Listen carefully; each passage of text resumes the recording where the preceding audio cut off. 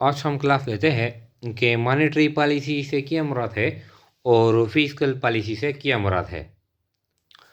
यानी ये जो दो टर्म है ये हम इकनॉमिक्स में यानी इस्तेमाल करते हैं। तो देखें, स्टार्ट करते हैं। मॉनेटरी पॉलिसी क्या कहता है?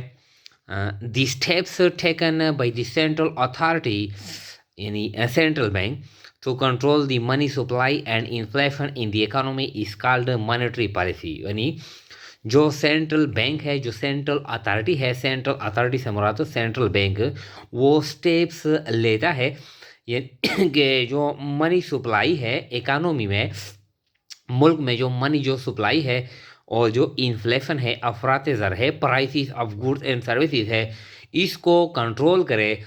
तो किस तरह यानी मनी सप्लाई और इन्फ्लेशन को किस तरह कंट्रोल करेंगे, तो ये एक पॉलिसी के तहत हम कंट्रोल करेंगे। तो इस पॉलिसी को कहते हैं मॉनेटरी पॉलिसी। यानी जो सेंट्रल बैंक होता है मुल्क का, स्टेट बैंक होता है, वो कुछ स्टेप्स लेता है ताकि जो मनी सप्लाई है मुल्क में और जो इन्फ्लेशन है यानी गुड्स और जो सर्विसेज के जो प्राइसेस है इनको कंट्रोल करे। तो इस पॉलिसी को कहते हैं मॉनेटरी पॉलिसी। यानी इसके लिए गवर्नमेंट मुख्तलिफ जो टेक्निक है वो इस्तेमाल करता है। यानी ओपन मार्केट ऑपरेशन है, यानी गवर्नमेंट यानी sales and purchase it's security. यानी इसके बाद है यानी चेंजिंग दी डिस्काउंट रेट, जो बैंक के लिए जो इंटरेस्ट रेट होता है वो यानी टाइम बाय टाइम यानी स्टेट बैंक चेंज करता है। इसके बाद है changing the bank reserve rate, जो कमर्शियल बैंक होते हैं वो स्टेट बैंक के साथ कुछ यानी अमाउंट यानी पैसे एज ए रिजर्व रखते हैं, तो ये सेंट्रल बैंक चेंज करता है ये रेट।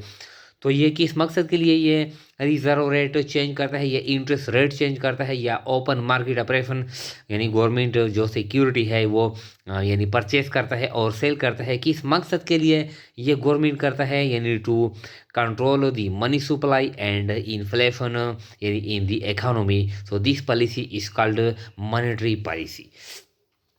हाँ, फिर इसके बाद है फिस्कल पॉलिसी। फिस्कल पॉलिसी से क्या मुराद है? The steps are taken by the central authority, जो स्टेट बैंक हो से मुराद है, यानी सेंट्रल अथॉरिटी से मुराद स्टेट बैंक मुराद है, to control the revenue and expenditure of the government. यानी revenue and expenditure of the government, इसका क्या मतलब है? It means to utilise the government revenue to reduce poverty and achieve economic development and employment. यानी जो government के जो sources of revenue है यानी इसको कंट्रोल करे। क्या मतलब है? यानी इसको बढ़े।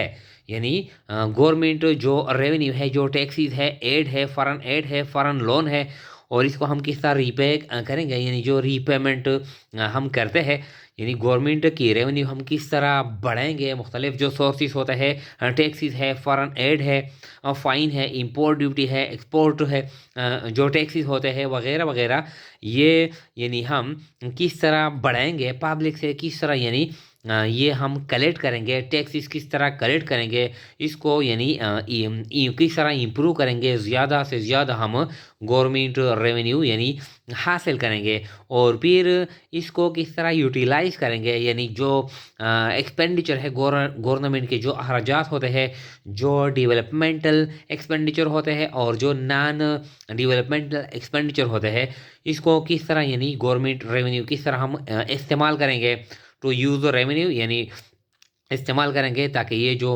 अखराजात है ये हम पूरे करें।